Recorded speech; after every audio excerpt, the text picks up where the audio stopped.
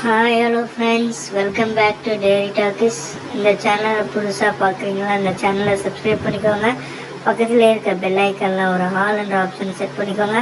அப்போ தான் நாங்கள் போடுற வீடியோஸ் உங்களுக்கு கொண்டு சேரும். இந்த வீடியோக்கு ஒரு லைக்கும் கமெண்ட்டும் பண்ணிக்கோங்க.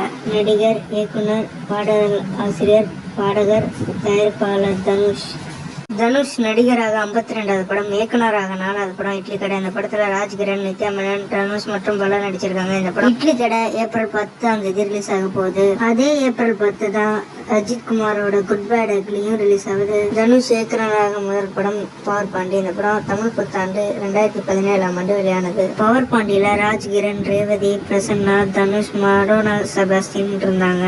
பவர் பாண்டி படத்தை தனுஷே தான் ப்ரொடியூஸ் பண்ணாரு.